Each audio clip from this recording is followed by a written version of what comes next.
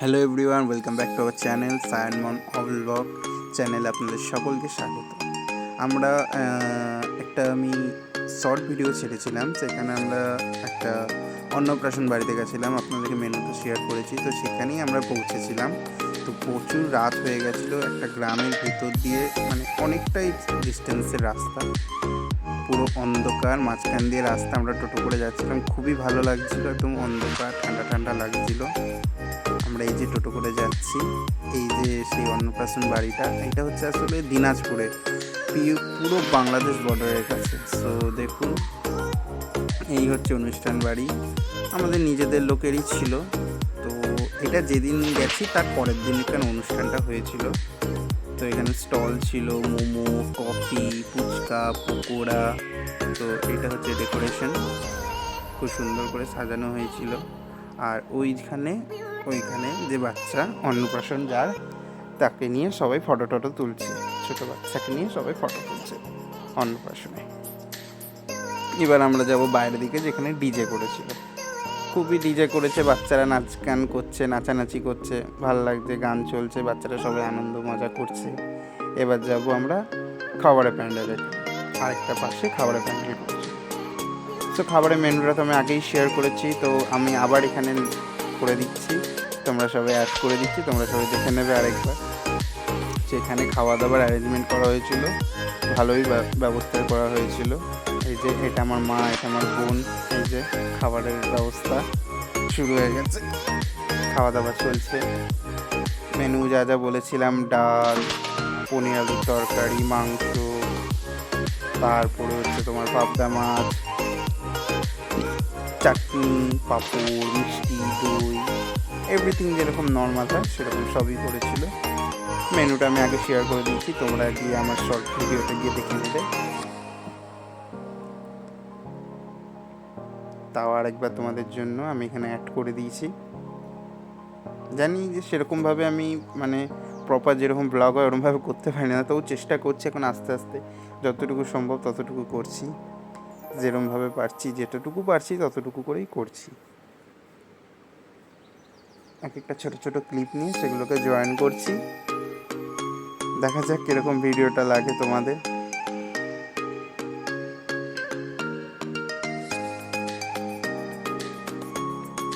তো এবার আসছে চাটনি, পাঁপড় এবং মিষ্টি আর পায়েস দিয়েই সেদিন রাতটা বেরিয়ে গেল। আবার তারপরে নেক্সট মর্নিং আমরা রিটার্ন। তারপরের দিন আমরা সবাই মিলে আবার একটুখানি ঘুরতে যাওয়ার প্ল্যান হচ্ছিল, খেতে বসে সবাই মিলে প্ল্যান করছিলাম। দেখাবো, সবই দেখাবো, ছোটো ছোটো ক্লিপিং নিয়েছি, সমস্তটাই তুলে ধরবো আপনাদের কাছে যতটুকু ভালো লাগে। যেহেতু এটা বাংলাদেশ বর্ডারের কাছে, তো বর্ডারের ভিডিও করা অ্যালাউ নয়, সেই জন্য করতে পারিনি। পরের দিন এবার ঘুরতে যাব আমরা। এই যে একটা পার্ক ছিল ওখানে, সেই পার্কে সবাই মিলে ঘুরতে গেছি এই যে গাড়ি করে। তো এটা একটা টয় ট্রেন, এই যে এটা আমার বন্ধু, ওটা আমার মামি, ওগুলো আমার মামি হয়, বন্ধু সবাই ছিল। এটা আমার বোন, দুই বোন, আমরা ফ্যামিলি মিলে ঘুরতে গেছিলাম। সো পার্কের মধ্যে একটা টয় ট্রেন ছিল, গোটা পার্কটাই গোল করে আমাদেরকে ঘোরাচ্ছিল। এই যে ফুচকিটাও হাই করছে সবাই মিলে, ওরই অন্নপ্রাশনে গেছিলাম, সবাই মিলে ওকে বলছে, হাই করানোর চেষ্টা করছে। তো একটা টয় ট্রেন ছিল, সবাই মিলে চেপেছিলাম, বেশ আনন্দই হচ্ছিল, টয় ট্রেনটা ঘুরছিল। এবার আমরা নেমে গেছি, এই টয় ট্রেনটা চলে গেল, অনেকটা বন্দে ভারতের মতো দেখতে, তাই না টয় ট্রেনটা? এই দেখুন, এই পুকুরের চারপাশ দিয়ে টয় ট্রেনটা ঘুরছিল।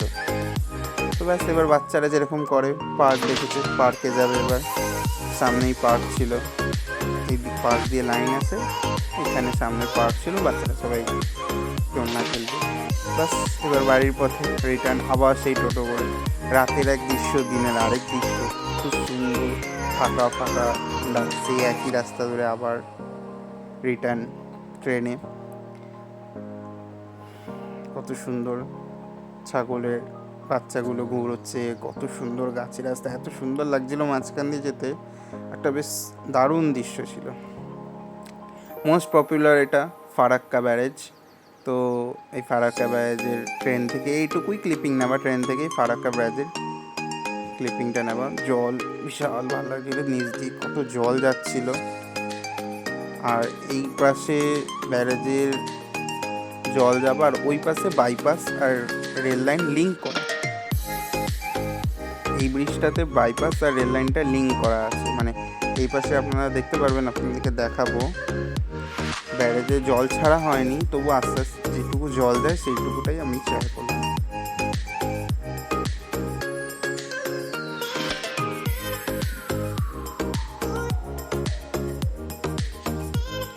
অনেক বড় ব্যারেজ, বেশ সময় লেগেছে অনেকক্ষণই এটা পেরোতে।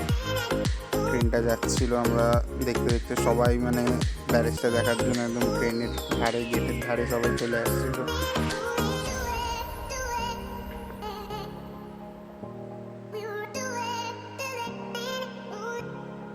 এবার নিচ দিয়ে জল যাচ্ছে, দেখুন কত স্পিডে। এক একটাতে যাচ্ছে জল, এক একটাতে জল যাচ্ছে না। এই যে দেখুন কত স্পিডে জলগুলো যাচ্ছে। কিছু বন্ধ আছে, এই দেখুন এখান দিয়ে আবার জল যাচ্ছে, এখানে আবার আসতে, এখান দিয়ে আবার কত জোরে জল যাচ্ছে, এখানে আসতে হয়ে গেছে, এখানে ফাঁকা বন্ধ আছে, আবার এই দিক দিয়েও জল যাচ্ছে। মানে এক একটা দিয়ে এক এক জায়গা থেকে জল ছাড়ছে, এক এক জায়গা থেকে ছাড়ছে। সেই যে অপোজিট সাইডে বললাম না বাইপাসটা লিঙ্ক আছে রেল লাইনের সাথে, রেল লাইনের পাশ দিয়ে একদম বাইপাস। এখান দিয়েও যেরকম নর্মাল গাড়ি যাতায়াত করে সেরকমভাবে গাড়ি যাতায়াত করছে। ওই পাশে একটা নতুন ব্রিজ তৈরি হচ্ছে, এবার সেটা রেল লাইন না গাড়ির সেটা বোঝা যাচ্ছে না, কিন্তু এইখানে ব্রিজের সাথে রেল লাইনের সাথে একবারে গাড়ির ব্রিজটা কিন্তু সমানভাবে যাচ্ছে, খুব সুন্দর লাগছিল। তখন প্রায় সকাল 10টা সাড়ে 10টা হবে। এই যে আবার এখানে দিকে এলাম, জল ছাড়ার সিনটা তুলেছি।